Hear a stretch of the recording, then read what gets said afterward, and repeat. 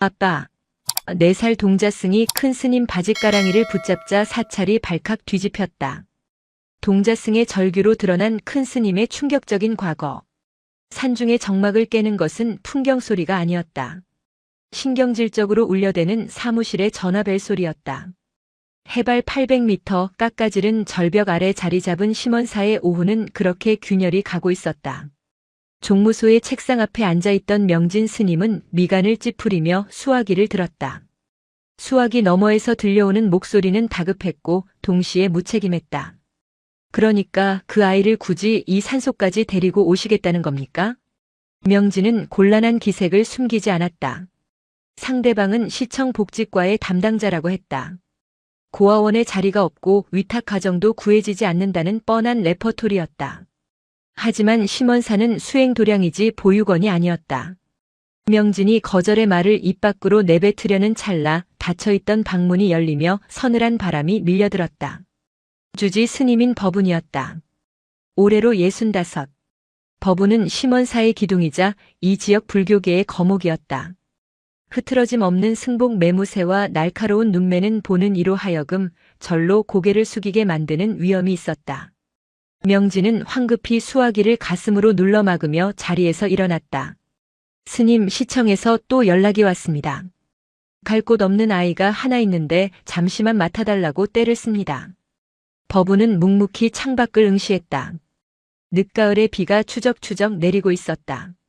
산사는 비에 젖어 검게 가라앉아 있었다. 법운의 입술이 무겁게 열렸다. 부처님 오시는 길을 막지 말라 했거늘 어린 중생 하나 거두는 것이 그리 힘든 일이더냐. 하지만 스님, 당장 공양간 보살님도 관절이 안 좋아 내려가신 마당에 누가 아이를 돌봅니까? 인연이 닿아오는 것이라면 돌보는 이 또한 인연이 닿아 생길 것이다. 받아라. 법운의 말은 곧 법이었다.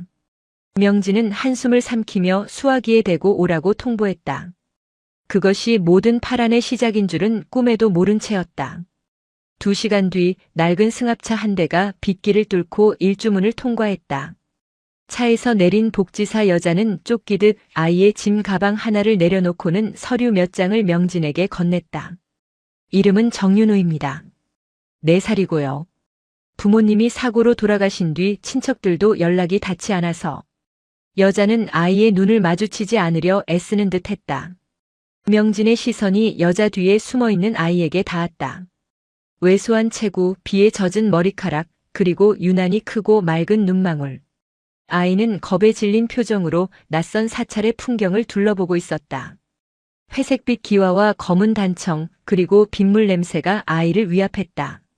그때였다.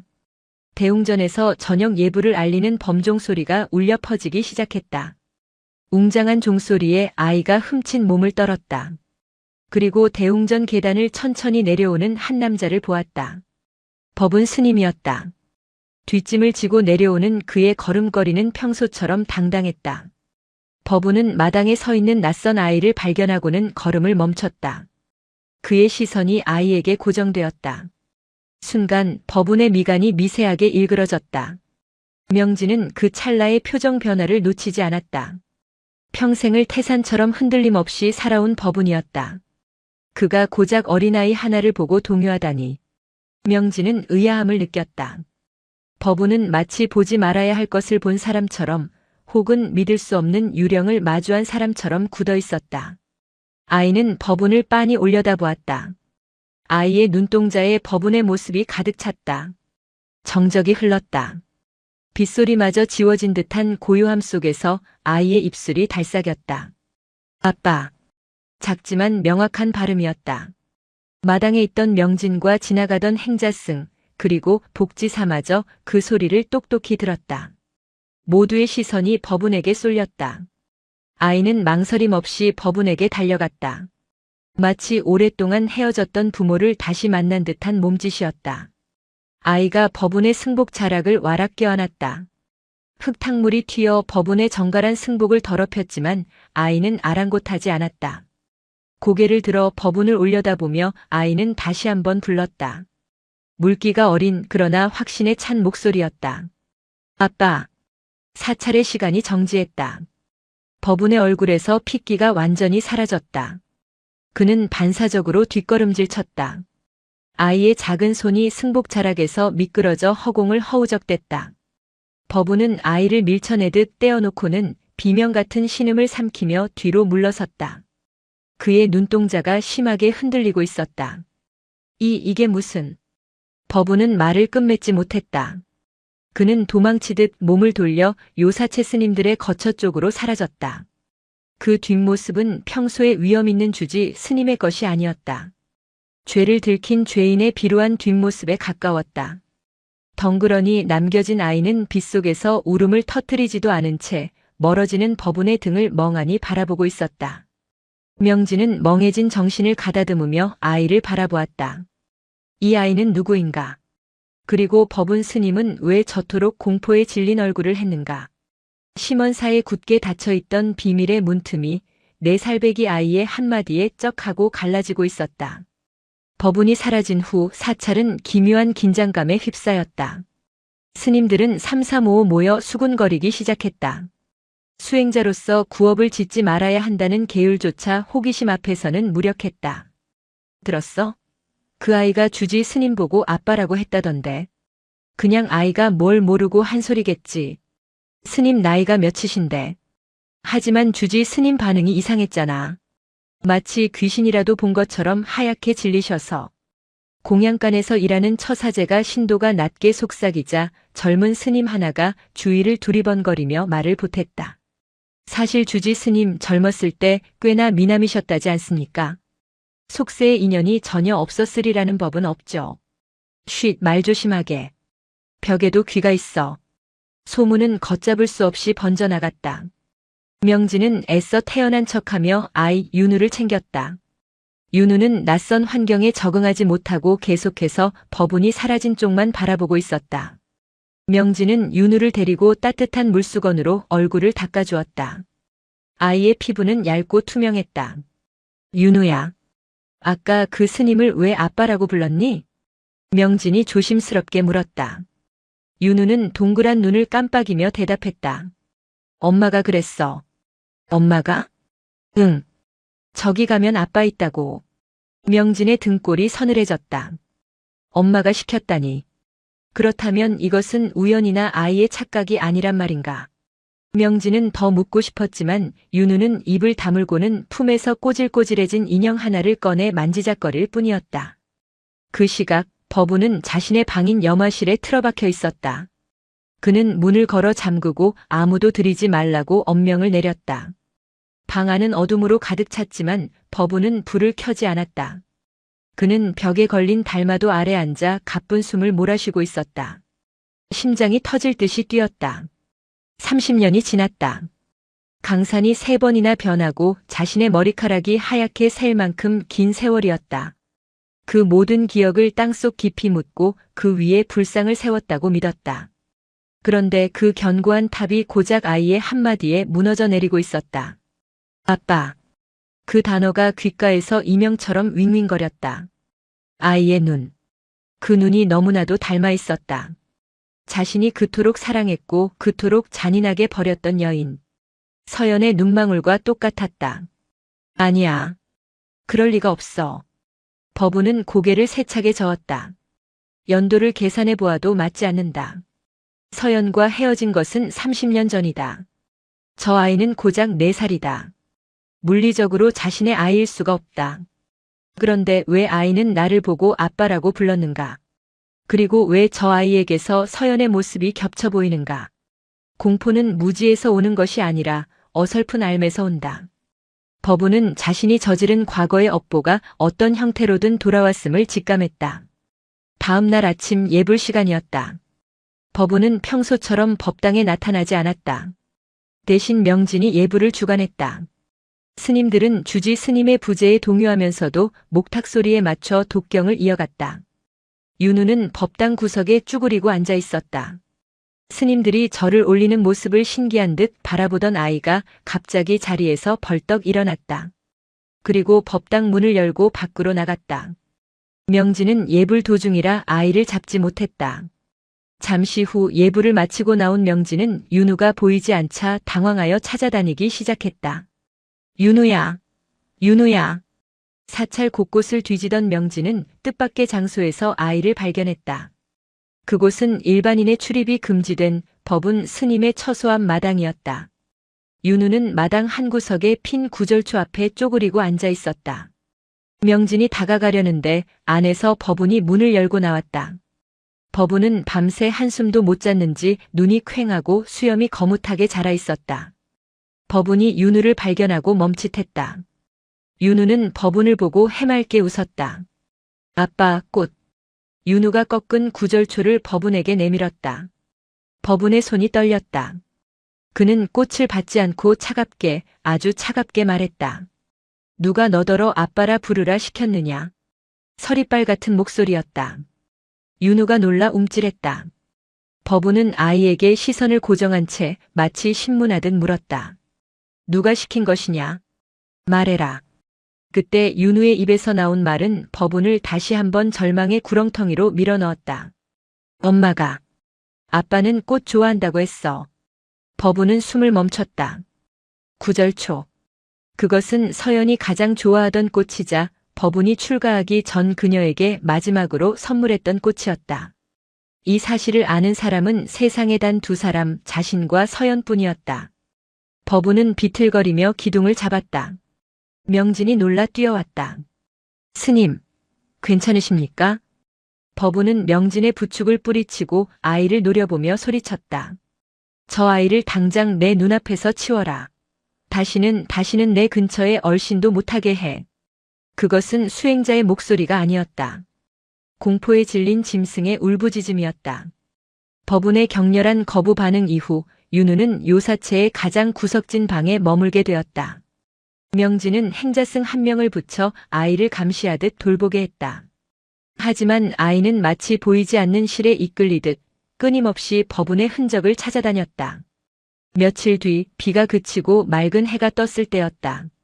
빨래를 널던 행자승이 잠시 한눈을 판 사이 윤우가 사라졌다. 사찰이 발칵 뒤집혔다. 산세가 험한 곳이라 아이가 길을 잃으면 큰일이었다. 윤우야, 윤우야. 스님들이 조를 짜서 산을 뒤졌다. 1시간쯤 지났을까 가장 나이가 많은 노스님인 월하 스님이 헐레벌떡 뛰어내려오며 소리쳤다. 찾았다. 저기 옛 암자터에 있다. 옛 암자터. 그곳은 20년 전 화재로 소실된 후 방치된 폐허였다. 사람의 발길이 끊긴 지 오래되어 자풀만 무성한 곳이었다. 법운 스님조차 그곳에는 잘 가지 않았다. 스님들이 우르르 암자터로 올라갔다. 그곳에서 그들은 기이한 광경을 목격했다. 윤우는 다 타버리고 주춧돌만 남은 툇마루 터에 앉아 있었다. 아이는 허공을 향해 무언가 중얼거리고 있었다. 마치 누군가와 대화를 나누는 듯 했다. 명진이 조심스럽게 다가갔다. 윤우야, 여기서 뭐하니? 윤우가 고개를 돌렸다. 아이의 눈가에 눈물이 고여 있었다. 여기서 엄마 울었어. 명진은 등줄기가 쭈뼛 섰다. 엄마가 울었다고? 여기는 아무도 안 오는 곳인데? 아니야. 여기서 엄마가 넘어졌어. 그리고 아빠가 미워하면서 울었어. 윤우는 손가락으로 바닥의 특정 지점을 가리켰다. 그곳은 깨진 기와장이 널브러진 곳이었다. 그때 뒤따라 올라온 월하 스님의 얼굴이 사색이 되었다. 월하 스님은 심원사에서 50년을 지낸 산증인이었다. 그는 떨리는 목소리로 중얼거렸다. 저 자리는. 월하 스님은 말을 잇지 못했다. 그는 알고 있었다. 30년 전 법운이 출가하기 직전 한 만삭의 여인이 찾아와 밤새 울며 매달렸던 곳이 바로 저 암자였다는 것을. 당시 법운은 냉정하게 문을 잠그고 여인을 만나주지 않았다. 여인은 빗속에서 하염없이 기다리다 돌부리에 걸려 넘어졌고 피를 흘리며 산을 내려갔었다. 그날의 비극을 기억하는 유일한 사람이 월하 스님이었다. 그런데 4살짜리 꼬마가 태어나기도 훨씬 전의 일을 마치 눈앞에서 본 것처럼 말하고 있었다. 월하 스님은 급히 명진을 끌고 내려왔다. 명진아, 저 아이. 보통 아이가 아니다. 스님, 그게 무슨 말씀이십니까? 혹시 아시는 게 있습니까? 월화 스님은 주위를 살피더니 목소리를 낮췄다. 법은 스님에게 출가 전에 여자가 있었다. 명진은 입을 다물지 못했다. 청정 비구독신 승려로 평생을 살아온 존경받는 큰 스님에게 숨겨진 여자가 있었다니. 그 여자가 아이를 가졌었어. 하지만 법운 스님은 불문에 귀의하겠다며 인연을 끊어버렸지. 매몰차게 내쳤어. 그 여인이 마지막으로 찾아왔던 곳이 바로 저 암자터다. 그럼 윤우가 그때 그 아이란 말씀이십니까? 하지만 나이가 안 맞지 않습니까? 그때 임신했다면 지금 30살이 넘었을 텐데요. 그러니 귀신이 고칼 노릇이지. 시기는 안 맞는데 기억은 맞다. 저 아이가 귀신이 씌었거나 아니면. 월화 스님은 말을 맺지 않고 하늘을 올려다보았다. 업이다. 피하려 해도 피할 수 없는 업보가 덩어리져서 돌아온 게야. 그날 밤 윤우는 또다시 이상한 행동을 했다. 법운이 잠시 자리를 비운 사이 몰래 법운의 방에 들어간 것이다. 법운이 돌아왔을 때 윤우는 법운의 염주를 목에 걸고 냄새를 맡고 있었다. 법운은 그 모습에 소스라치게 놀랐다. 뭐 하는 짓이냐? 법운이 소리치며 염주를 낚아챘다. 염주알이 툭 끊어지며 바닥으로 흩어졌다. 타다닥 나무 알갱이 굴러가는 소리가 적막한 방 안을 때렸다. 윤우는 놀란 기색도 없이 바닥에 흩어진 염주알을 하나 집어들며 말했다. 아빠 냄새. 닥쳐라. 나는 내 아비가 아니다. 법운은 이성을 잃고 고함을 질렀다. 그의 눈에는 핏발이 서 있었다.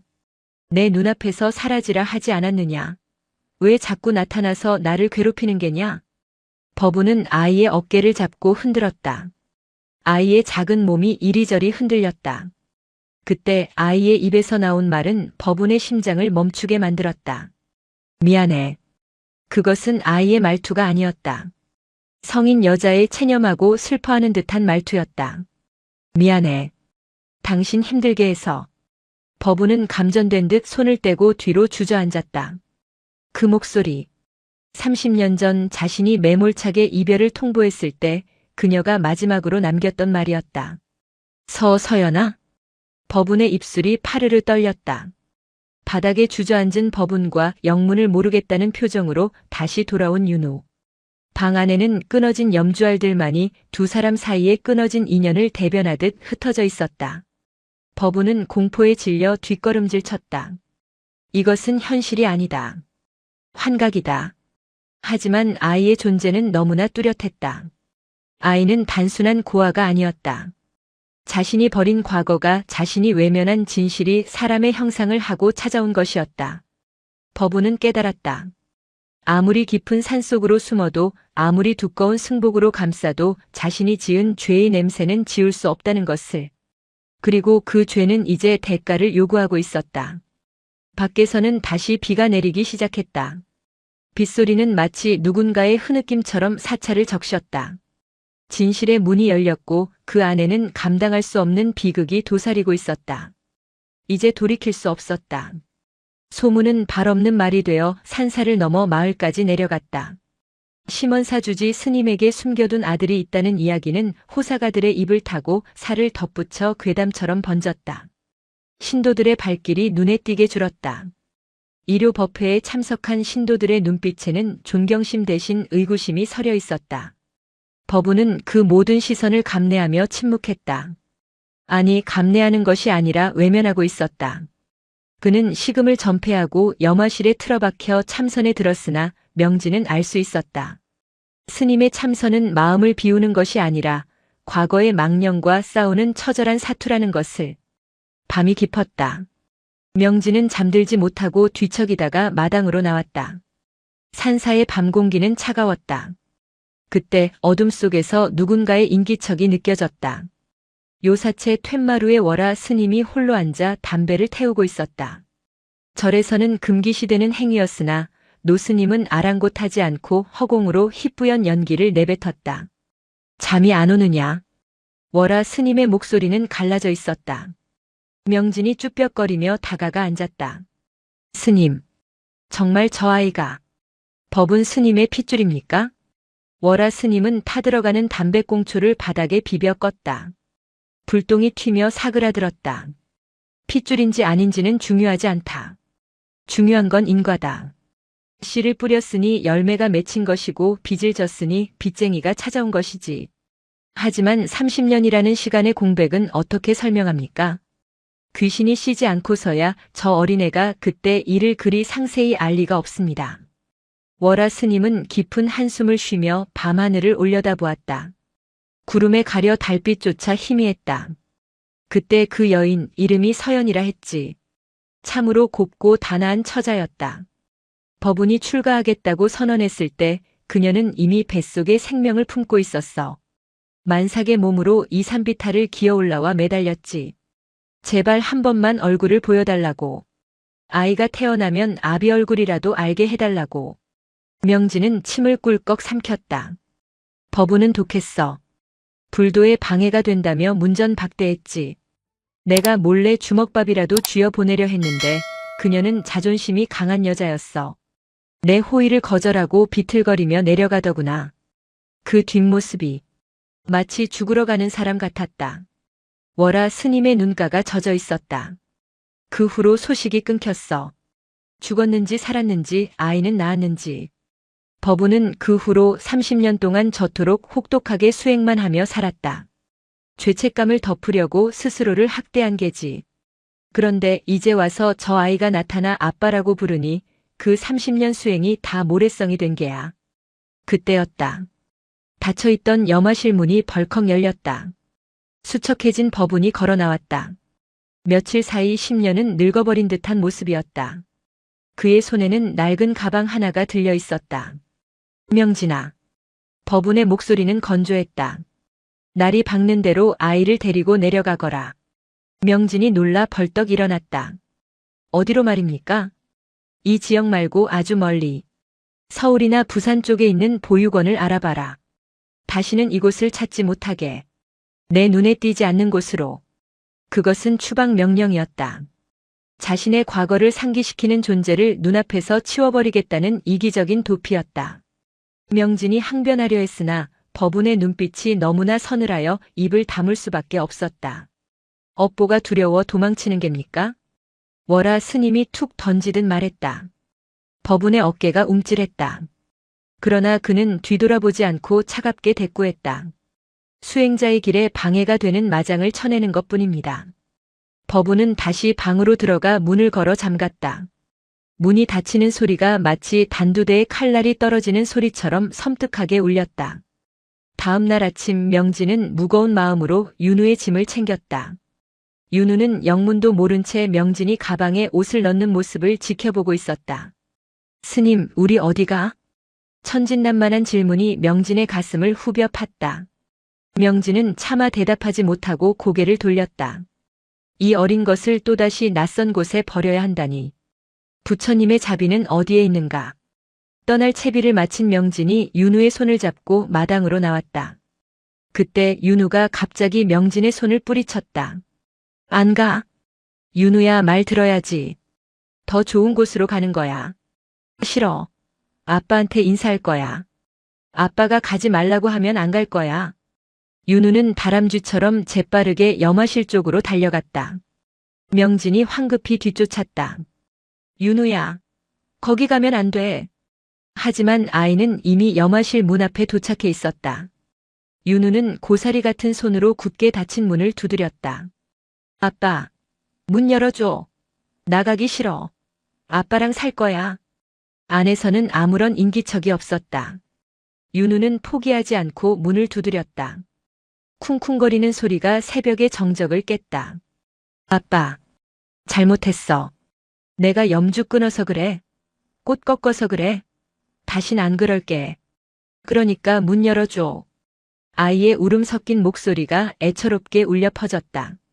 뒤따라온 명진이 아이를 안아 올리려 하자 윤우는 바닥에 주저앉아 버티며 통곡했다.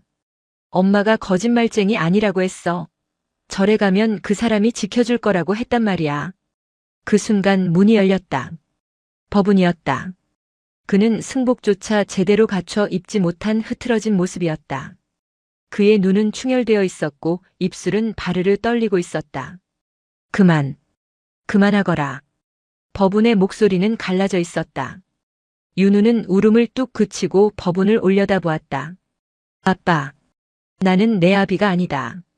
몇 번을 말해야 알아듣겠느냐.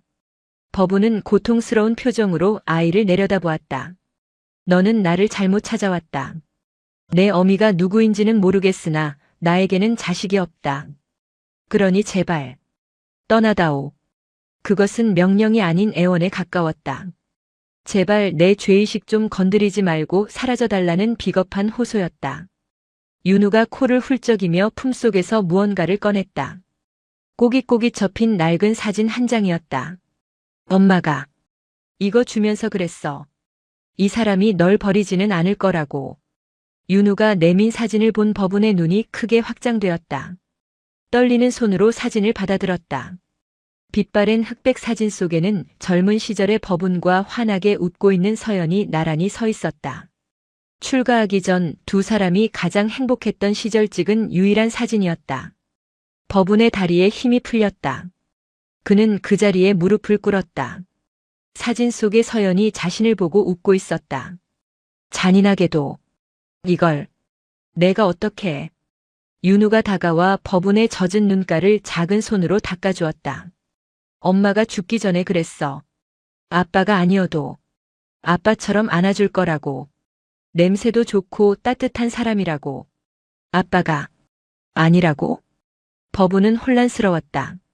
지금까지 아이는 줄곧 자신을 아빠라고 불렀다. 그런데 아빠가 아니어도 된다니. 응. 엄마가 그랬어. 그분은 우리 가족한테 큰 죄를 지었지만 그래도 나쁜 사람은 아니라고. 그러니까 갈 곳 없으면 거기로 가라고. 법운의 머릿속에서 거대한 종이 울렸다. 무언가 맞지 않던 퍼즐 조각들이 제자리를 찾아 들어가기 시작했다. 30년의 시차. 4살짜리 아이. 그리고 아빠가 아니어도라는 말. 내 엄마 이름이 혹시 서연이냐? 법운이 떨리는 목소리로 물었다. 윤우는 고개를 저었다. 아니, 서연이는 우리 이모야. 순간 법운의 심장이 철렁 내려앉았다. 뭐? 법운은 자신의 귀를 의심했다. 응, 예쁜 이모. 사진 속에 있는 이모.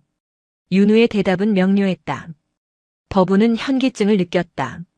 세상이 빙글빙글 돌았다. 명진과 월하 스님 그리고 주위에 모여든 스님들 모두 충격에 휩싸여 입을 다물지 못했다. 그럼 내 엄마는 누구냐? 우리 엄마는 서진이야. 최서진. 최서진. 그 이름은 법운의 기억 저편 아주 흐릿한 곳에 존재했다. 서연의 여동생. 법운이 서연과 연애하던 시절 꼬마였던 서진이 두 사람 사이를 쫓아다니며 장난을 치곤 했었다. 서진이가 내 엄마라고? 윤우가 고개를 끄덕였다. 엄마는 아파서 하늘나라 갔어. 이모도 하늘나라 갔고. 법운은 바닥을 짚고 간신히 몸을 지탱했다. 진실의 실타래가 풀리고 있었다. 그것은 그가 예상했던 것보다 훨씬 더 비참하고 슬픈 모양새였다. 30년 전 법운에게 버림받은 서연은 아이를 낳지 못했다. 충격과 생활고 그리고 미혼모라는 사회적 냉대 속에서 유산하고 말았던 것이다. 그녀는 몸과 마음이 모두 병들어 시름시름 앓다가 젊은 나이에 세상을 떠났다. 그 모든 과정을 지켜본 유일한 혈육이 바로 동생 서진이었다. 서진은 언니를 파멸로 몰고 간 남자를 증오하며 자랐다. 하지만 운명의 장난인지 서진 또한 불행한 삶을 살았다. 남편을 일찍 잃고 홀로 윤우를 키우며 극심한 가난에 시달렸다. 그리고 서진마저 병에 걸려 죽음을 앞두게 되었을 때 그녀는 딜레마에 빠졌다. 세상에 윤우를 맡길 곳이 단 한 군데도 없었다. 친척도 친구도 모두 등을 돌렸다. 죽음을 목전에 둔 서진이 떠올린 마지막 사람은 아이러니하게도 언니를 죽게 만든 그 남자 법운이었다. 우리 집에 큰 죄를 지은 스님이 있어. 그 사람은 평생 죄책감을 안고 살고 있을 거야. 그러니 내가 가면 적어도 내치지는 못할 거야. 서진은 어린 윤우에게 그렇게 가르쳤던 것이다. 윤우가 기억하는 아빠라는 호칭은 서진이 가서 아빠처럼 매달려라라고 가르친 생존 본능이었을지도 모른다. 혹은 아빠의 얼굴을 모르는 윤우가 엄마가 말한 아빠 같은 사람을 진짜 아빠로 착각했을 수도 있다. 법운의 눈에서 뜨거운 눈물이 왈칵 쏟아졌다. 아! 그는 짐승 같은 신음을 토해냈다. 그는 서연 한 사람만 버린 것이 아니었다. 그의 무책임한 도피가 서연을 죽이고 그 동생 서진의 삶에 그늘을 드리웠으며 결국 이 작은 아이 윤우를 고아로 만들어 제 발로 이곳까지 찾아오게 만든 것이었다. 그것은 피할 수 없는 인과의 사슬이었다. 그가 30년 전 끊어버렸다고 믿었던 인연의 끈은 사실 더 단단하고 질긴 가시덤불이 되어 그의 목을 조여오고 있었다. 윤우는 법운이 우는 모습을 보고 당황했다. 스님, 왜 울어? 내가 또 잘못했어? 아이는 고사리 같은 손으로 법운의 눈물을 닦아주려 했다. 법운은 그 손을 잡았다. 따뜻했다.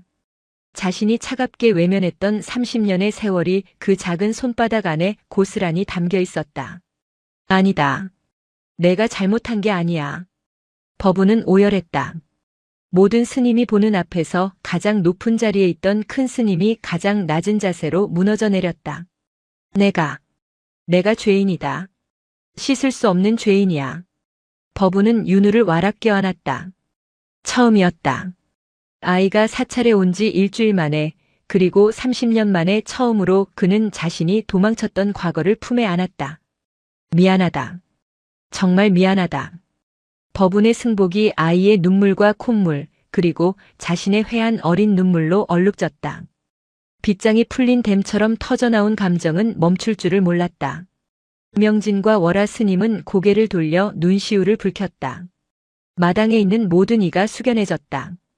그것은 한 인간의 처절한 참회록이자 가장 슬픈 상봉이었다. 그러나 이것은 끝이 아니었다. 진실이 밝혀졌다는 것은 이제 그의 합당한 대가를 치러야 할 시간이 왔음을 의미했다. 법운에게는 아직 감당해야 할 현실이 잔혹하게 남아있었다. 사찰의 주지라는 자리, 종단의 시선, 그리고 무엇보다 윤우를 어떻게 책임질 것인가에 대한 무거운 숙제가 그를 기다리고 있었다. 법운은 윤우를 안고 염화실로 들어갔다. 지난 30년간 그 누구에게도 심지어 상좌인 명진에게조차 허락하지 않았던 금역이었다. 방 안에는 수행자의 결벽증이 만들어낸 서늘한 공기만이 감돌고 있었다. 법운은 윤우를 자신의 요 위에 앉혔다. 배고프지 않으냐?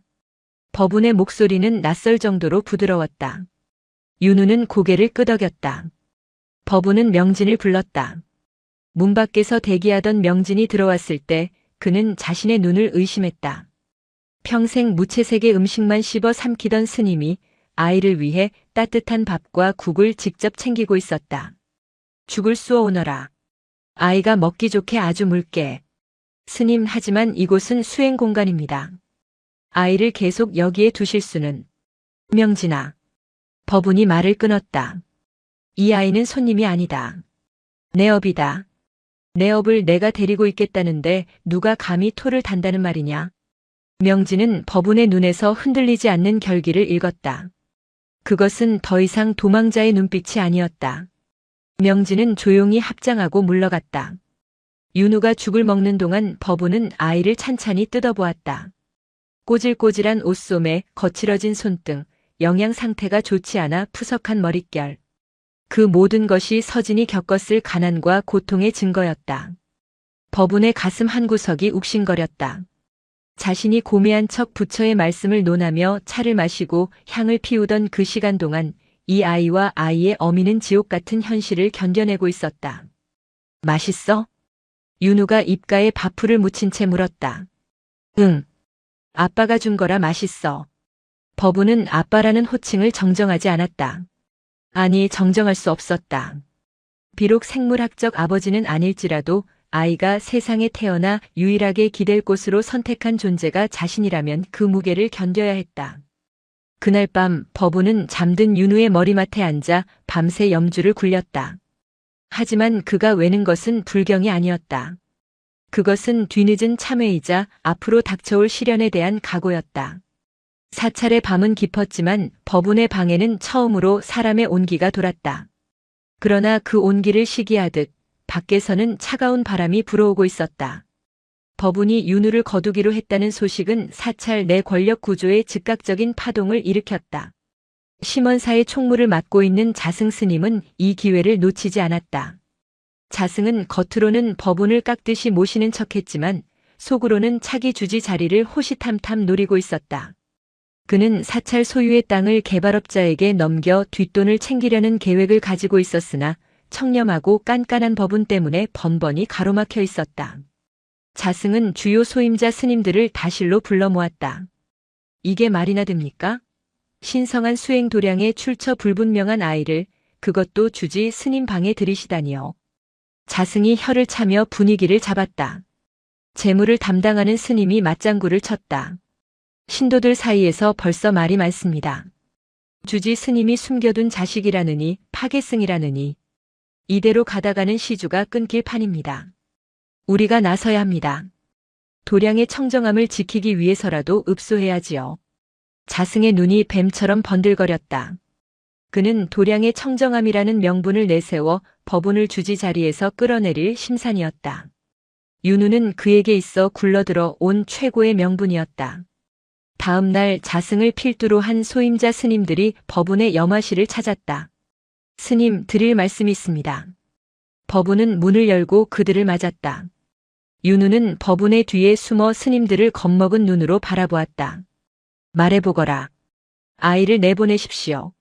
종단의 규율에도 어긋나거니와 무엇보다 신도들의 원성이 자자합니다. 자승이 단도직입적으로 말했다.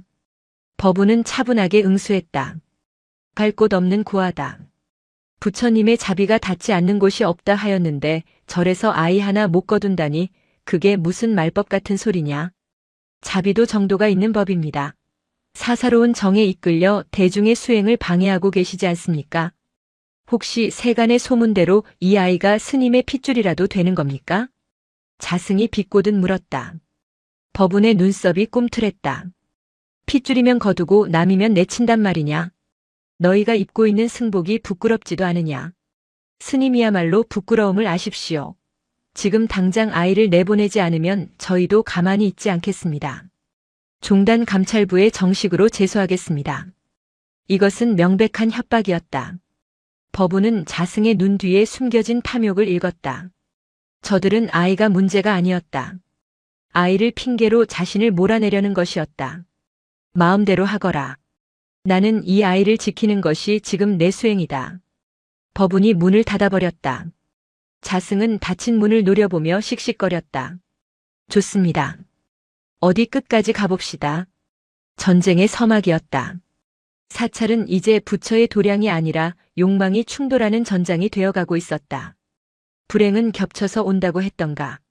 사찰 내의 냉랭한 분위기 탓인지 아니면 산사의 추위 탓인지 윤우가 덜컥 알아누웠다. 밤새 끙끙 앓는 소리에 법운이 잠에서 깼다. 아이의 몸이 불덩이 같았다. 윤우야, 윤우야. 법운이 아이를 흔들어 깨웠지만 윤우는 몽롱한 눈으로 헛소리만 중얼거렸다. 엄마. 추워. 아빠. 어디 있어? 법운은 다급하게 명진을 불렀다. 해열제가 필요하다. 당장 약을 구해오너라. 명진이 약 상자를 뒤졌지만 비상약은 동이나 있었다. 누군가 고의로 치운 것처럼 약 상자는 텅 비어 있었다. 명진이 울상을 지으며 돌아왔다. 스님, 약이 없습니다. 공양간에도 종무소에도 다들 모른다고만 합니다. 법운의 이가 갈렸다. 자승의 짓이 분명했다. 아이를 볼모로 자신을 압박하려는 비열한 수작이었다. 시간은 새벽 2시. 읍내 병원까지 가려면 차로 30분은 좋게 걸리는 거리였다. 게다가 폭우가 쏟아져 산길이 위험했다. 법운은 윤우를 업었다. 스님, 이 빗속에 위험합니다. 명진이 말렸지만 법운은 듣지 않았다. 비켜라. 내 아이가 죽어가는데 빗 따위가 대수냐. 법운은 우산도 쓰지 않고 빗속으로 뛰어들었다. 65의 노구가 아이의 무게를 지탱하며 칠흑 같은 어둠 속을 달렸다. 빗물이 눈을 찌르고 진흙탕이 발목을 잡았다. 숨이 턱 끝까지 차올랐다. 심장이 터질 것 같았지만 멈출 수 없었다. 등에 업힌 윤우의 숨소리가 점점 거칠어지고 있었다. 그 숨소리는 마치 30년 전 자신이 외면했던 서연의 숨소리처럼 들렸다. 이번엔 안 된다. 이번엔 절대 놓치지 않는다. 법우는 미친 듯이 산길을 내려갔다. 미끄러져 무릎이 깨지고 나뭇가지에 얼굴이 긁혀 피가 흘렀다. 승복은 흑투성이가 되었다. 평생 고고하게 살아온 큰 스님의 모습은 온데간데 없었다. 오직 자식을 살리려는 아비의 처절한 몸부림만 있었다. 산 아래 마을에 도착했을 때 법우는 거의 탈진 상태였다. 닫힌 약국 문을 주먹이 으깨져라 두드렸다. 문 좀 열어주시오. 아이가 죽어가오. 제발. 약사가 놀라 문을 열었을 때 본 것은 피와 흙범벅이 된 채 울부짖는 노승이었다. 그 모습은 기괴하면서도 숭고했다. 약을 먹이고 윤우의 열이 조금씩 내리기 시작했을 때 법우는 약국 바닥에 주저앉아 거친 숨을 몰아쉬었다. 창밖에는 여전히 비가 내리고 있었다. 그는 자신의 손을 내려다보았다. 흙과 피로 더러워진 손. 그러나 법우는 그 손이 평생 합장하며 살았던 깨끗한 손보다 더 자랑스러웠다. 이것이 삶이었다. 진흙탕 속에서 뒹굴고 깨지며 지켜내는 것. 고고한 척 앉아 세상을 내려다보는 것이 아니라 가장 낮은 곳으로 내려와 함께 우는 것. 법우는 이제야 비로소 진짜 중이 된 것 같았다. 윤우가 회복되어 다시 산으로 올라왔을 때 심원사에는 더 큰 먹구름이 드리워져 있었다. 자승이 종단 본산에 투서를 넣은 것이었다. 주지 법운이 숨겨둔 자식을 절에 들여 계율을 어기고 사찰 재정을 유용했다는 거짓 내용까지 포함되어 있었다. 며칠 뒤 본산에서 파견된 호법 부감찰 기구 스님들이 들이닥쳤다. 검은 승용차 3대가 줄지어 들어오는 모습은 마치 저승사자의 행렬 같았다. 호법부장인 성호 스님은 법운과 동기였으나 원칙주의자로 유명한 인물이었다. 그는 다짜고짜 법운을 신문하기 시작했다. 대웅전 앞마당에 모든 스님을 집합시킨 공개 재판이나 다름없었다. 법운 스님, 이 아이가 스님의 친자입니까? 성호의 질문에 모든 이목이 집중되었다. 자승은 회심의 미소를 지으며 법운을 바라보았다. 친자라고 인정하면 파괴승으로 쫓겨날 것이고 아니라고 하면 아이를 내보내야 할 명분이 생긴다. 어느 쪽이든 법운은 막다른 골목이었다. 법운은 윤우의 손을 꼭 잡고 있었다. 윤우는 겁에 질려 법운의 다리에 매달렸다. 법운이 입을 열었다. 친자는 아닙니다. 군중 속에서 웅성거림이 일었다. 자승이 나서서 소리쳤다. 들으셨습니까? 친자도 아닌데 저렇게 끼고 도는 것은 노망이 났거나 다른 흑심이 있는 겁니다. 당장 아이를 내쫓고 주지직을 박탈해야 합니다. 성호가 손을 들어 자승을 제지하고 다시 물었다. 친자가 아니라면 왜 이리 집착하십니까? 도량의 질서를 어지럽히면서까지 말입니다. 법운은 하늘을 한번 올려다보고는 주위에 모인 스님들을 하나하나 둘러보았다. 그리고 담담하게 말했다. 친자는 아니나 내 업으로 빚어낸 자식입니다. 내가 젊은 날 저지른 비겁한 죄가 돌고 돌아 이 아이를 만들었습니다. 부처님께서는 인과를 말씀하셨습니다. 내가 뿌린 씨앗을 내가 거두는 것이 불법에 어긋나는 일입니까? 그래서 중의 신분으로 아이를 키우겠다는 겁니까? 중이기 이전의 사람입니다. 사람의 도리를 다하지 못하고 어찌 부처를 논하겠습니까? 이 아이를 버리고 얻는 깨달음이라면 나는 그 깨달음을 쓰레기통에 쳐넣겠습니다. 좌중이 술렁거렸다. 그것은 종단의 권위에 대한 정면 도전이었다. 성호의 얼굴이 굳어졌다. 그 말 책임지실 수 있습니까? 주지 자리뿐만 아니라 승적 승려 자격까지 박탈당할 수 있습니다. 가져가십시오. 법운은 망설임 없이 대답했다. 주지라는 감투도 큰 스님이라는 허울 좋은 명예도 다 가져가십시오. 나에게는 이 아이 하나를 지키는 것이 삼천대천 세계를 얻는 것보다 중합니다. 그리고 법운은 스스로 가사승려의 예복을 벗어 바닥에 내려놓았다. 붉은 가사가 흙바닥에 떨어졌다. 그것은 권력의 포기이자 한 인간으로서의 선언이었다. 윤우가 놀라 가사를 주우려 했다. 아빠, 이거 떨어졌어. 법운은 아이를 제지하며 미소 지었다. 아니다, 윤우야. 그건 이제 필요 없다. 아빠는 이제 그냥 너의 할아버지면 된다. 자승은 당황했다. 법운이 이렇게까지 나올 줄은 몰랐다. 그는 법운이 자리 보전을 위해 아이를 포기하거나 구차하게 변명할 것이라 예상했다. 하지만 법우는 스스로 모든 것을 내려놓음으로써 오히려 그들을 압도하고 있었다. 잃을 게 없는 사람은 두려울 게 없는 법이다. 그때 침묵을 지키던 월하 스님이 지팡이를 짚고 앞으로 나왔다. 다들 똑똑히 보았느냐? 월하 스님의 호통이 마당을 울렸다. 법우는 지금 진짜 수행을 하고 있는 게다. 너희가 말하는 계율이 무엇이냐? 중생을 구제하고 자비를 베푸는 것이 불교의 근본이거늘 아이 하나 살리겠다고 제목을 내놓은 이를 탓해. 부끄러운 줄 알아라 이놈들아. 상황이 묘하게 흘러갔다. 법운의 결단에 감화된 젊은 스님들의 눈빛이 흔들리기 시작했다. 자승은 초조해졌다. 이대로 법운이 영웅처럼 떠나게 둘 수는 없었다. 그는 최후의 수를 던지기로 했다. 좋습니다. 스님 뜻이 정그러시다면 승적 박탈은 본산징계위원회에서 결정할 일이고 일단 횡령 혐의부터 조사하겠습니다. 사찰 땅을 담보로 사채를 썼다는 제보가 있습니다. 그것은 자승 자신이 저지른 비리였다. 그는 자신의 죄를 법운에게 뒤집어 씌울 작정이었다. 진흙탕 싸움으로 끌고 들어가 법운의 도덕성에 흠집을 내려는 비열한 계략이었다. 법운은 씁쓸하게 웃었다. 결국 이곳은 부처의 집이 아니라 욕망의 소굴이었음을. 그는 윤우의 손을 더 꽉 쥐었다. 마음대로 하거라. 하지만 진실은 언젠가 드러나는 법. 내 놈들이 싼 똥은 내 놈들이 치워야 할 것이다. 이제 싸움은 새로운 국면으로 접어들었다. 법운은 자신을 지키기 위해서가 아니라 이 썩어 빠진 사찰의 환부를 도려내기 위해 그리고 윤우에게 부끄럽지 않은 세상을 보여주기 위해 마지막법 전쟁을 준비해야 했다. 호법부의 조사는 가혹했다. 심원사의 가장 깊숙한 곳에 마련된 임시조사실은 취조실을 방불케 하는 냉기로 가득 찼다. 책상 위에는 수십 장의 서류가 어지럽게 널려 있었다. 그것들은 모두 법운이 사찰 소유의 임야를 담보로 거액의 사채를 빌려 썼다는 증거들이었다. 이 도장을 보십시오. 분명 스님의 인감도장이 아닙니까? 성호 스님이 서류 한 장을 들이밀었다. 대부업체 차용증 하단에는 법운의 인감인 심원주지가 선명한 붉은색으로 찍혀 있었다. 법운은 미간을 좁혔다. 분명 자신의 도장이었다. 주지실 금고 깊숙한 곳, 오직 자신만이 비밀번호를 아는 곳에 보관된 물건이었다. 도장은 제 것이 맞습니다. 허나 저는 결코 이 서류에 도장을 찍은 적이 없습니다. 그렇다면 귀신이 찍었단 말입니까? 금고 비밀번호는 스님만 아신다면서요. 자승이 옆에서 이죽거렸다. 그의 얼굴에는 승자의 여유가 흘러넘쳤다.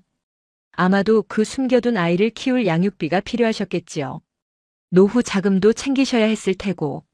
이해합니다. 늑막에 자식이 생기면 눈이 뒤집히는 법이니까요. 자승의 말은 교묘하게 법운의 아픈 곳을 찔렀다. 성호 스님마저 의심의 눈초리를 거두지 못했다. 모든 정황이 법운을 범인으로 지목하고 있었다. 법운은 입술을 깨물었다. 내부의 적이 이토록 치밀하게 준비했을 줄은 몰랐다. 누군가 자신의 금고에 손을 댔다. 그것도 아주 가까운 곳에 있는 사람이. 그 시각 조사실 밖 툇마루에는 윤우가 쭈그리고 앉아 있었다. 명진이 불안한 표정으로 아이의 등을 토닥이고 있었다. 조사실 안에서 고성이 오갈 때마다 윤우의 어깨가 움찔거렸다. 스님, 우리 할아버지 혼나? 윤우가 명진을 올려다보며 물었다. 법운은 윤우에게 자신을 할아버지라고 부르게 했다. 아니야. 그냥 이야기하시는 거야. 명진은 거짓말을 했다. 그때 조사실 문이 열리고 자승이 나왔다. 그는 윤우를 보자마자 표정을 구겼다. 재수 없는 녀석. 내 놈 때문에 절이 이 모양 이 꼴이 되었다. 자승이 윤우에게 다가가 위협적으로 손을 들어 올렸다. 윤우는 겁을 먹고 명진 뒤로 숨었다. 저기, 나 저 아저씨 알아. 윤우가 명진의 옷자락을 잡고 속삭였다. 자승이 멈칫했다. 뭐? 아저씨? 이 녀석이 어디서 감히? 할아버지 방에서 봤어. 할아버지 없을 때. 순간 자승의 눈동자가 흔들렸다. 명진이 윤우의 눈높이에 맞춰 앉으며 다급히 물었다. 윤우야, 그게 무슨 말이니? 할아버지 방에 이 스님이 들어갔었어? 응. 나랑 숨바꼭질할 때. 내가 장롱 뒤에 숨어 있었는데 저 아저씨가 들어와서 삐빅 소리 나는 거 누르고 금고 열었어. 그리고 빨간 도장 꺼내서 종이에 쿵쿵 찍었어. 정적이 흘렀다. 자승의 얼굴이 흑빛으로 변했다. 그는 주위를 두리번거렸다. 다행히 성호 스님은 아직 방 안에 있었다. 이 어린 놈이 어디서 거짓말을. 내가 언제 그랬다냐? 자승이 버럭 소리를 지르며 윤우에게 달려들었다. 명진이 온몸으로 윤우를 감싸 안았다. 비키지 못해. 저놈이 나를 모함하고 있어. 자승의 손이 명진의 뺨을 후려쳤다. 짝 하는 소리와 함께 명진이 바닥으로 쓰러졌다. 윤우가 비명을 질렀다. 소란을 듣고 방 안에서 성호 스님과 법운이 뛰쳐나왔다. 무슨 짓인가? 법운이 천둥 같은 호통을 쳤다. 자승은 씩씩거리며 흐트러진 승복을 추슬렀다. 저 맹랑한 꼬맹이가 거짓말로 나를 도둑 취급하지 않습니까? 교육을 어떻게 시켰기에 어른한테. 거짓말 아니야. 윤우가 울먹이며 소리쳤다. 내가 봤어. 아저씨가 비밀번호 825 눌렀잖아. 할아버지 생일. 이번에는 법운이 놀랐다. 금고 비밀번호는 자신의 생일이 맞았다. 그리고 그것을 아는 사람은 자신과 주민등록증을 관리해준 총무 자승뿐이었다. 성호 스님의 눈빛이 날카롭게 변했다. 자승 스님, 아이가 비밀번호까지 알고 있군요. 설명해 보시지요. 자승은 식은땀을 흘렸다. 완벽한 계획이었다. 4살짜리 꼬마가 장롱 뒤에 숨어 자신을 지켜보고 있었을 줄은, 그리고 그 숫자를 기억하고 있을 줄은 꿈에도 몰랐다. 저 아이가 주지 스님한테 들어서 알고 있는 겁니다. 둘이 짜고 저를 음해하는 거라고요. 비굴한 변명이었다. 하지만 물증이 없었다. 아이의 증언만으로는 법적 효력이 부족했다. 성호 스님은 곤란한 표정을 지었다. 일단 쌍방의 주장이 엇갈리니 조사를 더 진행하겠습니다. 자승 스님도 조사 대상에 포함합니다. 자승은 이를 갈며 물러났다. 하지만 그는 알고 있었다. 균열이 시작되었다는 것을. 그리고 그 균열을 낸 것은 자신이 그토록 무시하고 짓밟으려 했던 하찮은 어린아이였다. 윤우의 결정적인 증언으로 수세에 몰렸던 법운은 잠시 시간을 벌었다. 하지만 자승은 사찰의 실권을 쥐고 있는 인물이었다. 그는 증거를 인멸하고 관련자들을 입단속시키기 위해 분주하게 움직였다. 심원사는 2개의 세력으로 갈라졌다. 자승을 따르는 이권 개입파와 법운을 지지하는 소수파. 하지만 대부분의 스님들은 보복이 두려워 자승의 눈치를 보며 침묵하고 있었다. 이 침묵을 깬 것은 뜻밖에도 가장 유약해 보이던 명진이었다.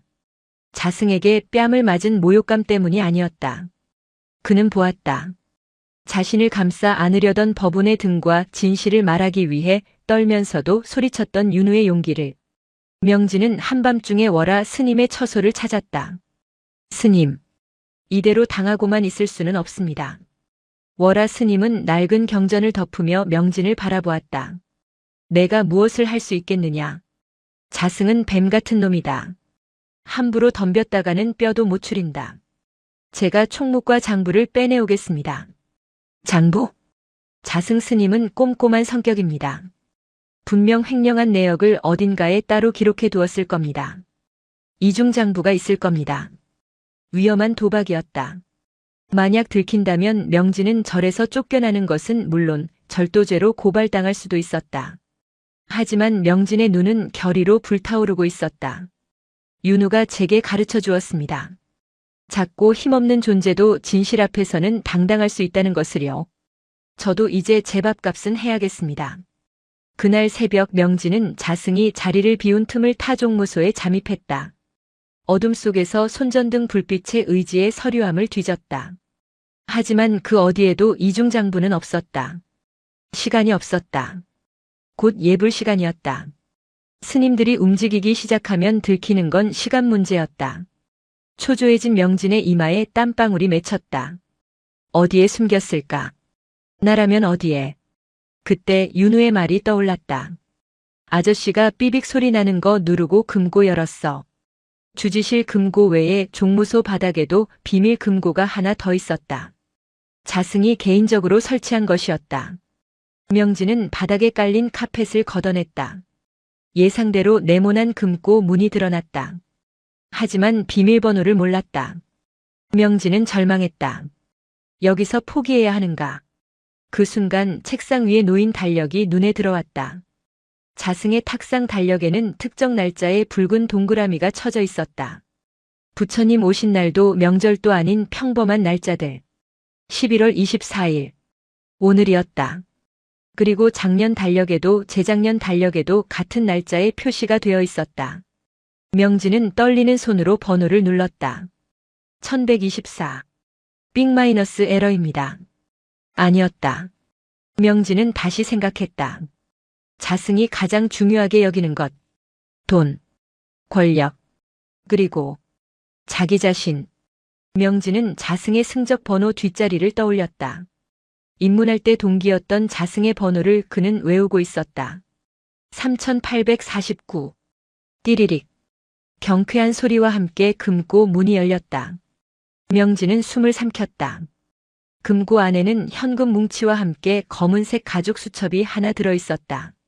명진은 떨리는 손으로 수첩을 펼쳤다. 5호건설 리베이트 3억. 김의원 로비 자금 5천. 빙산의 일각이었다. 이 수첩에는 사찰의 땅을 불법으로 용도 변경하여 아파트를 지으려는 건설사와의 유착관계, 그리고 그 돈으로 종단 고위층에게 로비한 내역까지 낱낱이 적혀 있었다. 이것은 단순한 횡령 사건이 아니라 불교계 전체를 뒤흔들 핵폭탄이었다.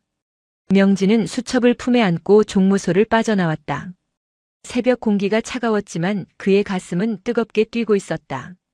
그림자처럼 살았던 그가 처음으로 빛을 향해 달리고 있었다. 명진이 목숨을 걸고 확보한 비밀 수첩은 법운에게 전달되었다. 법운은 수첩의 내용을 확인하고는 깊은 탄식을 내뱉었다. 저리 썩어도 이토록 썩었단 말인가. 단순히 자승 한 사람의 비리가 아니었다. 종단의 권력층까지 연루된 거대한 카르텔이었다. 이것을 터뜨리면 심원사뿐만 아니라 불교계 전체가 타격을 입을 수도 있었다. 법운은 고뇌했다. 하지만 윤우가 그 고뇌를 끊어주었다. 아침 공양 시간, 윤우는 자신의 몫으로 나온 떡 하나를 들고 공양간 구석에 앉아있는 젊은 행자승에게 다가갔다. 그 행자승은 자승의 강요에 못 이겨 법운에게 불리한 거짓 증언을 했던 이였다. 죄책감에 고개를 들지 못하고 밥도 먹지 않는 그에게 윤우가 떡을 내밀었다. 스님, 이거 먹어. 달콤해. 행자승이 고개를 들었다. 윤우의 맑은 눈동자가 그를 바라보고 있었다. 너, 나 안 미워? 왜 미워해? 할아버지가 그랬어. 미워하는 마음이 제일 무거운 돌멩이래. 나는 무거운 거 싫어. 아이의 단순하고도 명쾌한 진리였다. 행자승은 울음을 터뜨렸다. 그는 떡을 받아들고 오열했다. 미안해. 내가 나빴어. 흑흑. 그 모습은 공양간에 있던 다른 스님들의 마음을 움직였다. 자승의 협박에 입을 다물고 있던 중도파 스님들이 하나둘씩 동요하기 시작했다. 그들은 보았다. 권력의 눈먼 자승과 자비심을 몸소 실천하는 아이의 모습을. 누가 진짜 수행자인지는 자명했다. 법운은 결단을 내렸다. 더 이상 망설일 이유가 없었다. 썩은 살은 도려내야 새 살이 돋는다. 그날 오후 법운은 자승을 불렀다. 대웅전 앞마당, 따사로운 가을 햇살 아래 두 사람이 마주 섰다. 저 멀리서 성호 스님과 호법부 직원들이 지켜보고 있었다. 할 말이라는 게 뭡니까? 이제 와서 자백이라도 하시겠습니까? 자승은 여전히 오만했다. 법운은 품에서 검은 수첩을 꺼냈다. 자승의 눈이 휘둥그레졌다. 그건 내가 잃어버린 양심이 여기 들어있더구나. 법운은 수첩을 성호 스님에게 건넸다. 이 안에 모든 진실이 담겨 있습니다. 자승이 건설사와 결탁하여 사찰 부지를 팔아넘기려 했고 그 과정에서 발생한 빚을 제 명의로 덮어씌운 증거들입니다. 성호 스님이 수첩을 훑어보았다. 페이지를 넘길수록 그의 표정이 굳어졌다. 로비 명단에 적힌 이름들은 그야말로 충격적이었다. 자승 스님, 이게 사실입니까? 자승은 뒷걸음질 쳤다. 조작입니다. 저 늙은이가 함정을 판 겁니다. 조작? 여기 건설사 대표와 내가 나눈 대화 녹취록이 있다는데도 명진이 핸드폰을 들어보였다. 사실 녹취록은 없었다. 명진의 기지였다. 하지만 도둑이 제발 저린다고 자승은 공포에 질려 스스로 무너졌다. 아니야. 시키는 대로 했을 뿐이야. 위에서 시키는 대로. 자승은 바닥에 주저앉았다. 스스로 배후가 있음을 시인한 꼴이었다.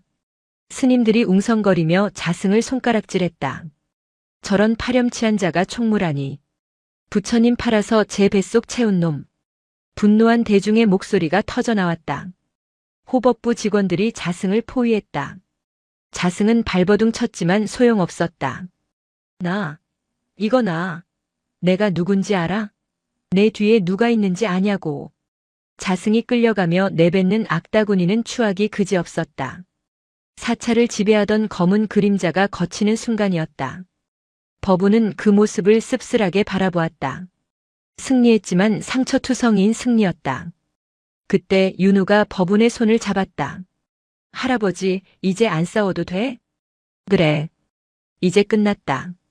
그럼 이제 우리 절에서 계속 살아도 돼? 법운은 아이를 내려다보며 희미하게 웃었다. 아직 하나가 남았다, 윤우야. 자승은 제거했지만 자승이 언급한 위, 즉 종단의 부패한 권력층이 남아있었다. 그리고 무엇보다 법운 자신의 과거 서연과 서진에게 저지른 죄에 대한 참회는 아직 끝나지 않았다. 나는 이제부터 진짜 싸움을 해야 한다. 너를 지키고 내 죄를 씻기 위한 싸움을. 법운의 시선은 산 너머 먼 곳을 향했다. 그곳에는 아직 해결되지 않은 업보들이 그를 기다리고 있었다. 바람이 불어와 법운의 가사를 펄럭였다. 그 붉은 가사는 마치 타오르는 불꽃처럼 보였다. 자승과 그 일당이 호법부에 끌려간 후 심원사에는 다시금 고요가 찾아왔다. 하지만 그 고요는 예전의 평화와는 달랐다. 폭풍이 쓸고 간 자리에는 폐허가 남는 법이다. 자승이 남기고 간 빚더미와 땅에 떨어진 사찰의 명예, 그리고 텅 비어버린 신도들의 빈자리가 법운의 어깨를 짓눌렀다. 법운은 주지실로 돌아가지 않았다. 그는 스스로 주지직을 내려놓았다. 비록 종단의 정식 파면 공문은 아직 내려오지 않았으나 그는 이미 마음속으로 승복을 벗었다. 그는 작업복 차림으로 밭에 나갔다. 평생 붓과 경전만 잡았던 손에 호미와 괭이가 들렸다. 자승이 사채를 쓰며 담보로 잡혔던 사찰 부지를 지키기 위해 그는 직접 몸을 움직여 농사를 짓고 약초를 캐기로 했다. 할아버지, 나도 할래. 윤우가 쪼르르 달려와 작은 손으로 흙을 팠다. 법우는 땀을 닦으며 아이를 보았다. 흙투성이가 된 얼굴로 해맑게 웃는 아이. 윤우야, 힘들지 않으냐? 안 힘들어. 할아버지랑 같이 하니까 재밌어. 법우는 아이의 머리에 묻은 흙을 털어주었다. 예전 같으면 더럽다며 피했을 흙이었다. 하지만 이제 그는 안다. 흙은 더러운 것이 아니라 생명을 품는 따뜻한 보금자리임을. 오후가 되자 낯선 승용차 한 대가 절 마당에 들어섰다. 며칠 전 자승의 비리 소식을 듣고 찾아온 방송국 PD였다. 스님, 인터뷰 좀 부탁드립니다. 아이를 위해 주지직까지 내놓으셨다는 게 사실입니까? 카메라가 들이닥치자 명진이 막아섰다. 돌아가십시오. 스님은 인터뷰 안 하십니다. 하지만 법우는 호미를 내려놓고 천천히 일어섰다. 찍으시오. 명진이 놀라 쳐다봤다. 법우는 카메라를 똑바로 응시하며 말했다. 내 치부도 내 죄도 모두 찍으시오. 나는 영웅이 아니오. 젊은 날 처자식을 버리고 도망쳤던 비겁한 죄인일 뿐이오. 이제야 그 벌을 달게 받고 있는 늙은이를 미워하지 마시오. 다만 법우는 윤우를 자신의 곁으로 끌어당겼다. 이 아이는 죄가 없소. 어른들의 욕심과 비겁함 때문에 상처받은 피해자요. 세상이 욕하려거든 나를 욕하고 돌을 던지려거든 나에게 던지시오. 이 아이는 내가 목숨을 바쳐서라도 지킬 것이오. 법운의 담담한 고백은 전파를 타고 전국으로 퍼져나갔다. 타락한 승려라는 자극적인 제목을 기대했던 언론은 오히려 진정한 참회라는 예기치 못한 감동을 마주해야 했다. 방송이 나간 후 끊어졌던 신도들의 발길이 하나둘씩 다시 이어지기 시작했다. 그들은 법운에게 절을 올리는 대신 밭에서 일하는 그의 손에 두유를 쥐어주고 윤우에게 과자를 건네며 말없이 응원했다. 권희가 사라진 자리에 사람 냄새가 채워지고 있었다. 어느 맑은 가을날 법우는 윤우의 손을 잡고 산을 내려갔다. 목적지는 인근 도시의 시립 납골 땅이었다. 서연과 서진 두 자매가 잠들어 있는 곳이었다. 법우는 승복 대신 회색 개량 한복을 입었다. 그의 손에는 국화꽃 한 다발과 윤우가 직접 그린 그림 한 장이 들려 있었다. 납골 땅은 서늘했다. 수많은 유골함 속에 두 자매의 이름이 나란히 적혀 있었다. 고 최서연, 고 최서진. 사진 속의 서연은 30년 전 모습 그대로 웃고 있었고 서진은 윤우를 안고 환하게 웃고 있었다. 법우는 그 앞에서 다리에 힘이 풀려 주저앉았다. 서연아, 서진아. 입 밖으로 내뱉는 이름이 날카로운 가시가 되어 목구멍을 찔렀다. 30년. 사과 한마디 전하기엔 너무나 긴 세월이었다. 내가 너무 늦게 왔다. 미안하다. 정말 미안하다. 법우는 차가운 바닥에 이마를 대고 절을 했다. 한 번, 두 번, 세 번. 멈추지 않았다. 무릎 관절이 삐걱거리고 숨이 턱까지 차올랐지만 그는 멈출 수 없었다. 108배. 그것은 불교에서 번뇌를 씻는 의식이지만 지금 법운에게는 뼈를 깎는 속죄의 몸부림이었다. 지나가던 조문객들이 수군거렸다. 땀범벅이 되어 바닥에 머리를 찢는 노인과 그 옆에서 멀뚱히 서 있는 꼬마 아이. 108배가 끝났을 때 법운은 탈진하여 바닥에 엎드렸다. 그때 윤우가 다가왔다. 할아버지, 왜 자꾸 저래? 이모랑 엄마가 그만하래. 법운이 고개를 들었다. 눈물로 흐릿한 시야 속에 윤우가 서 있었다. 그만하라고 하더냐? 응. 엄마가 꿈에 나왔는데 할아버지 무릎 아프니까 그만하래. 그리고 고맙대. 고맙다고? 응. 윤우 안 버려서 고맙대. 약속 지켜줘서 고맙대. 법운은 오열했다. 평생 자신을 원망하며 죽어갔을 거라 생각했던 여인들은 죽어서도 그를 용서하고 있었다. 그 한없는 관용이 법운을 더욱 아프게 했고 동시에 그를 구원했다. 법운은 떨리는 손으로 유리관 위에 손을 얹었다. 이제 편히 쉬거라. 윤우는 내 남은 생을 다 바쳐 훌륭하게 키우마. 너희가 못 따준 사랑까지 내가 다 채워주마. 납골 땅을 나오는 길 하늘은 유난히 파랗고 높았다. 법운의 마음속에 30년간 자리 잡고 있던 거대한 바위 하나가 비로소 가루가 되어 흩어졌다. 심원사의 평화는 오래가지 않았다. 자승의 비리가 폭로되면서 종단 본부는 발칵 뒤집혔다. 여론이 악화되자 종단 수뇌부는 꼬리 자르기에 나섰다. 그들은 모든 책임을 자승과 법운 개인의 일탈로 몰아가며 사태를 수습하려 했다. 종단에서 보낸 행정관들이 심원사에 들이닥쳤다. 그들은 법운에게 채탈 도첩승적 박탈 공문을 전달했다.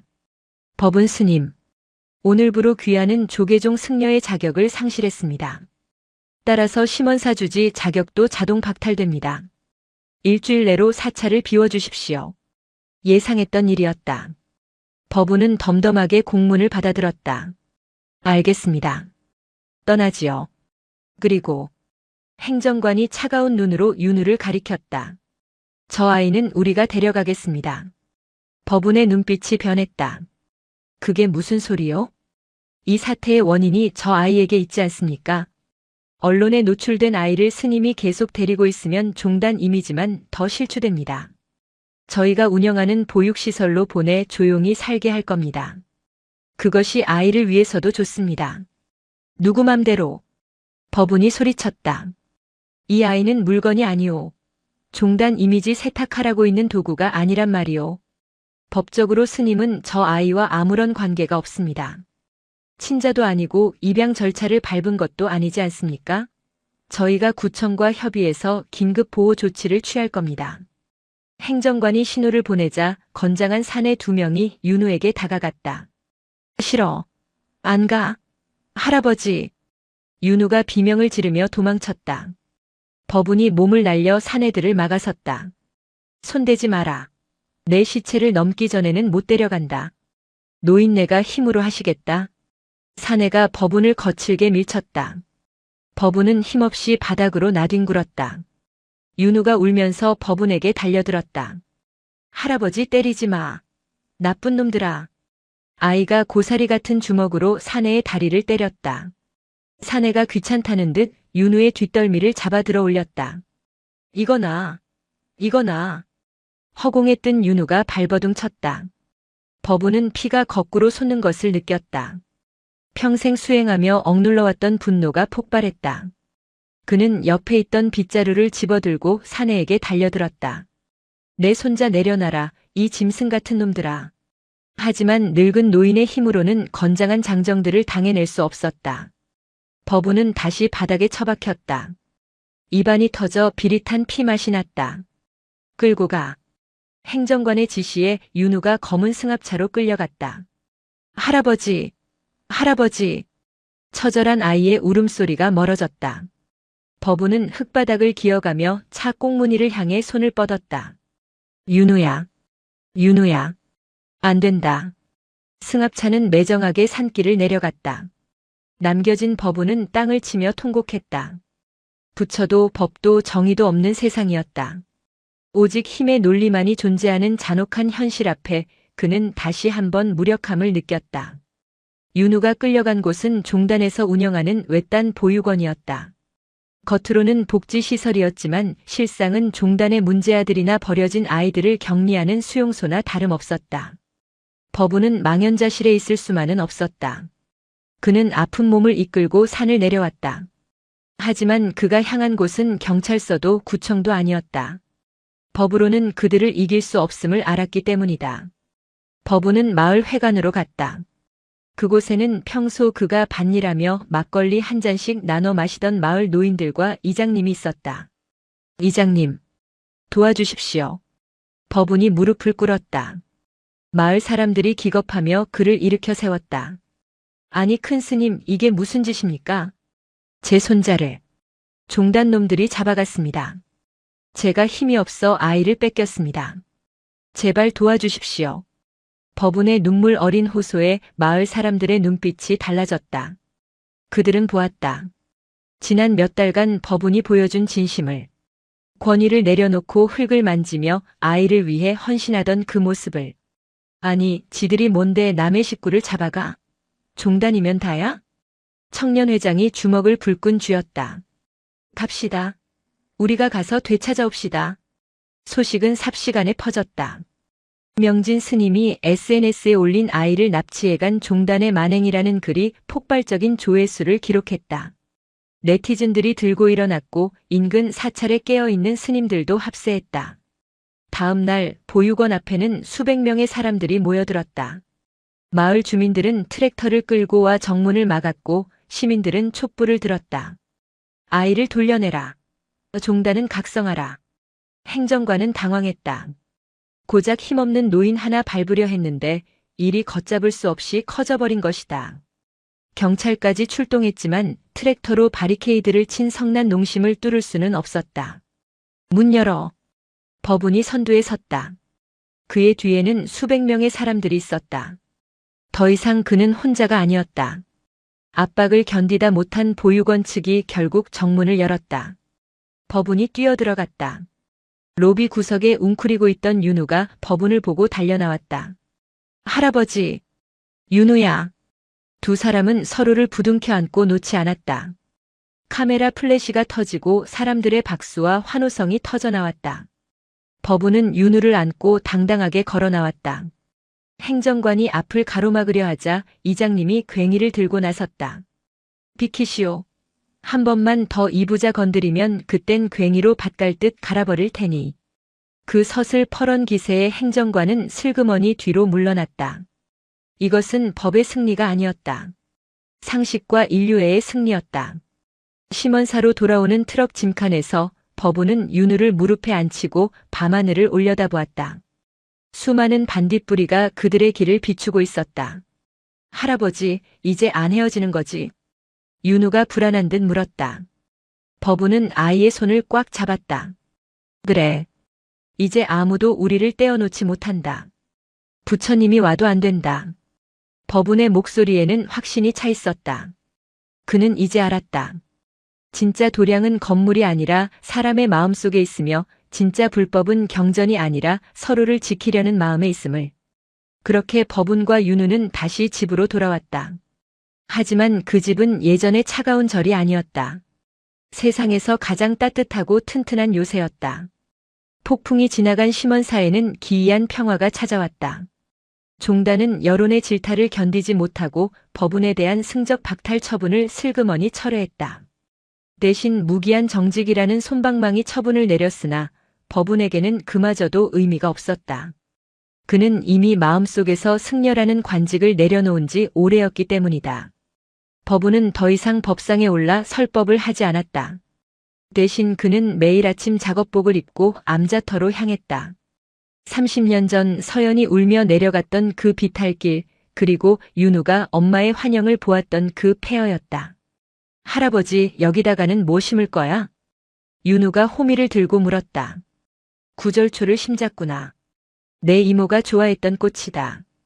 법운과 윤우 그리고 명진은 잿더미가 된 암자터의 돌을 골라내고 땅을 일구었다. 자풀이 무성하던 곳에 하얀 구절초 모종이 하나둘 심어졌다. 그것은 단순한 조경 공사가 아니었다. 과거의 상처를 덮고 그 위에 새로운 생명을 틔우는 치유의 의식이었다. 계절이 2번 바뀌고 암자터는 하얀 꽃밭으로 변했다. 바람이 불 때마다 구절초 향기가 산사에 가득 찼다. 사람들은 그곳을 서연정원이라 불렀다. 변화는 꽃밭에만 있는 것이 아니었다. 심원사는 더 이상 엄숙하고 권위적인 사찰이 아니었다. 주말이면 윤우 또래의 아이들이 마당에서 뛰어놀았고 갈 곳 없는 노인들이 찾아와 공양간에서 밥을 얻어먹었다. 법운은 그들 곁에 앉아 말없이 국을 퍼주거나 아이들의 팽이를 깎아주었다. 큰 스님, 도량이 너무 시끄러운 것 아닙니까? 새로 부임한 깐깐한 총무 스님이 불평했지만 법운은 허허 웃을 뿐이었다. 사람 사는 소리가 나야 부처님도 심심하지 않으시지. 조용한 게 좋으면 무덤으로 가야지 않겠나. 법운의 파격적인 행보는 계속되었다. 그는 윤우를 학교에 보냈다. 읍내에 있는 초등학교까지 매일 아침 트럭을 몰고 아이를 태워다 주었다. 승복 위에 점퍼를 걸치고 운전대를 잡은 노승의 모습은 읍내의 명물이 되었다. 윤우는 학교에서 돌아오면 법운에게 그날 배운 것을 조잘조잘 떠들었다. 할아버지, 오늘 산수 시간에 덧셈 배웠어. 하나에 하나를 더하면 2이 된대. 법운은 아이의 머리를 쓰다듬으며 말했다. 그렇구나. 하지만 세상에는 하나에 하나를 더해도 하나인 게 있단다. 그게 뭔데? 너와 나 같은 사이. 법운의 말에 윤우는 고개를 갸웃거렸지만 이내 법운의 품으로 파고들었다. 늙은 나무에 어린 싹이 기대어 자라고 있었다. 그 모습은 그 어떤 불경보다도 거룩한 풍경이었다. 세월은 화살처럼 빨랐다. 심원사의 구절초가 10번 피고 지는 동안 윤우는 훌쩍 자라 14살 중학생이 되었다. 더 이상 법운의 무릎에 앉아 재롱을 부리던 꼬마가 아니었다. 교복이 잘 어울리는 눈매가 서연을 쏙 빼닮은 미소년으로 성장했다. 반면 법운은 눈에 띄게 쇠약해졌다.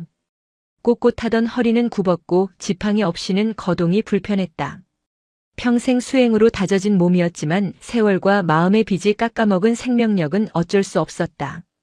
어느 날 저녁 법운이 윤우를 불렀다. 윤우야, 앉거라. 윤우는 법운의 앞에 단정히 무릎을 꿇었다. 사춘기에 접어들었지만 윤우는 단 한 번도 법운에게 반항하지 않았다. 그에게 법운은 할아버지이자 아버지 그리고 스승이었기 때문이다. 내년에 고등학교에 진학하면 기숙사가 있는 학교로 가거라. 윤우의 눈이 커졌다. 갑자기 왜요? 저는 여기서 학교 다닐 수 있어요. 버스 타면 돼요. 아니다. 이제 너는 더 넓은 세상으로 나가야 한다. 언제까지 이 산속에서 늙은이 수발만 들고 있을 테냐. 할아버지 수발 드는 게 싫다는 게 아니에요. 저는 여기가 좋아요. 할아버지랑 명진 스님이랑 월아 스님이랑 사는 게 좋다고요. 윤우야. 법운의 목소리가 단호해졌다. 나는 내가 중이 되길 바라지 않는다. 내 엄마와 이모도 그걸 바라지 않을 게다. 너는 세상 속에서 평범하게 남들처럼 사랑하고 싸우고 화해하며 살아야 한다. 그것이 내가 너에게 해줄 수 있는 마지막 속죄다. 법우는 알고 있었다. 윤우가 자신을 위해 꿈을 포기하고 절에 남으려 한다는 것을. 하지만 그것은 또 다른 구속이었다. 자신이 지은 죄의 사슬에 윤우를 묶어둘 수는 없었다. 싫어요. 윤우가 고개를 숙인 채 말했다. 저 버리지 않겠다고 약속했잖아요. 아빠가 아니어도 버리지는 않겠다고 했잖아요. 버리는 게 아니다. 날려보내는 것이다. 법우는 떨리는 손으로 윤우의 손을 잡았다. 아이의 손은 어느새 자신의 손보다 커져 있었다. 새는 날아야 새다. 둥지가 아무리 따뜻해도 평생 둥지에만 있으면 그건 새가 아니라 짐승이다. 날아가거라. 가서 내가 보고 싶은 세상을 보고 내가 살고 싶은 삶을 살아라. 힘들면 언제든 쉬러 오면 되지 않느냐. 윤우의 눈에서 굵은 눈물방울이 떨어졌다. 법우는 10년 전 그날처럼 아이의 눈물을 닦아주었다. 울지 마라. 이별은 슬픈 게 아니다. 다음 만남을 위해 잠시 쉬어가는 것뿐이다. 그해 겨울 윤우는 서울에 있는 기숙고등학교에 합격했다. 떠나는 날 아침 눈이 펑펑 내렸다. 법우는 일주문 앞까지 나와 윤우를 배웅했다. 가거라. 뒤돌아보지 말고. 윤우는 몇 번이나 뒤를 돌아보며 눈길을 걸어갔다. 멀어지는 아이의 뒷모습을 보며 법우는 합장했다. 서연아, 서진아. 보았느냐? 저 아이가 저리 훌륭하게 자랐다. 이제 내 할 일은 다 한 것 같구나. 법운의 눈에 고인 눈물이 눈송이와 섞여 뺨을 타고 흘러내렸다. 그것은 회한의 눈물이 아닌 벅찬 감동의 눈물이었다. 윤우가 떠나고 5년이 지났다. 심원사의 계절은 다시 가을이었다. 구절초가 만발한 서연 정원에 법운이 누워 있었다. 툇마루에 이불을 깔고 누운 그의 호흡은 얕고 불규칙했다. 명진이 곁을 지키며 눈물을 훔치고 있었다. 월화 스님은 이미 작년에 입적했다. 이제 법운의 차례였다. 스님, 윤우가 오고 있습니다. 조금만 더 기다리세요. 명진이 법운의 귀에 대고 속삭였다. 법운은 희미하게 미소 지었다. 그의 의식은 현실과 꿈의 경계를 넘나들고 있었다. 꿈속에서 그는 젊은 날의 서연을 만났다. 그녀는 원망 없는 얼굴로 손짓하고 있었다. 대문 밖에서 급한 발소리가 들렸다. 20살 청년이 된 윤우였다.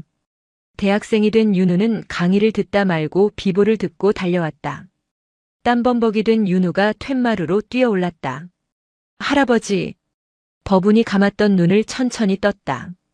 흐릿한 시야 속에 훤칠한 청년이 들어왔다. 늠름하게 잘 자랐다. 이제 어디 내놓아도 부끄럽지 않을 사내대장부였다. 왔느냐? 목소리가 바람 빠진 풍선처럼 작았다. 윤우는 법운의 손을 두 손으로 감싸쥐었다. 손이 얼음장처럼 차가웠다. 할아버지, 저 왔어요. 윤우 왔어요. 눈 좀 제대로 떠봐요, 네. 그래. 보인다. 우리 윤우. 멋지구나. 법운은 마지막 힘을 짜내어 손을 들어 올렸다. 윤우가 고개를 숙여 그 손을 자신의 뺨에 댔다. 거친 손바닥의 감촉. 윤우가 세상에서 가장 사랑했던 감촉이었다. 윤우야. 내 할아버지. 나는 죄가 많은 사람이다. 너를 만나서 그 죄를 조금은 씻을 수 있었다. 고맙다. 나 같은 늙은이를 가족으로 받아줘서. 그런 말하지 마요. 할아버지는 제 생명의 은인이에요. 할아버지 아니었으면 전 없었어요. 윤우가 오열했다. 법운은 고개를 가로저었다. 아니다. 내가 나를 살렸다. 죽어있던 내 영혼을 내가 살려냈다. 법운의 시선이 허공을 향했다. 윤우야. 기억하느냐? 내가 처음 왔을 때 나를 아빠라고 불렀던 거. 네. 기억해요. 그때는 그 소리가 지옥에서 들려오는 소리 같았는데 지금 생각하니 그게 극락의 소리였구나. 법운의 눈에서 한 줄기 눈물이 흘러 귀 뒤로 넘어갔다. 다음 생이 있다면 그때는 정말로 너의 아비로 태어나고 싶구나. 그래서 처음부터 끝까지 너를 지켜주고 싶구나. 할아버지, 사랑한다. 내 아들, 윤우야. 법운의 손이 스르르 힘을 잃고 바닥으로 떨어졌다. 마지막 숨이 가볍게 허공으로 흩어졌다. 얼굴에는 고통도 회한도 없는 평온한 미소만이 남아있었다. 할아버지, 할아버지. 윤우의 절규가 산사를 울렸다. 심원사의 풍경 소리가 그 울음을 달래듯 딸랑거렸다. 가을바람이 불어와 서현 정원의 구절초 꽃잎을 날렸다. 하얀 꽃잎들이 눈처럼 내려와 법운의 시신 위를 덮었다. 장례는 수목장으로 치러졌다. 법운의 유언대로 서현 정원 한가운데 있는 늙은 소나무 아래 그를 묻었다. 장례식에는 수많은 사람이 찾아왔다. 예전에 그를 비난했던 사람들, 밭에서 두유를 건네던 촌부들, 그리고 그가 구해낸 수많은 윤우 같은 아이들이 찾아와 국화꽃을 놓았다. 모두가 돌아가고 윤우는 홀로 나무 아래 앉아 있었다. 해가 지고 어둠이 깔릴 때까지. 윤우는 품에서 낡은 사진 한 장을 꺼냈다. 법운과 서연이 함께 찍은 그 흑백 사진이었다. 그리고 그 옆에 윤우가 법운과 함께 찍은 졸업식 사진을 나란히 놓았다. 할아버지. 윤우가 나지막이 불렀다. 약속할게요. 슬프게만 살지는 않을게요. 할아버지가 주신 사랑으로 저도 누군가를 사랑하며 살게요. 윤우는 자리에서 일어났다. 그리고 한 번도 입 밖으로 꺼내지 않았던, 그러나 마음속으로 수천 번 불렀던 그 호칭을 불렀다. 안녕히 주무세요. 아빠. 바람이 불어와 윤우의 머리카락을 헝클었다.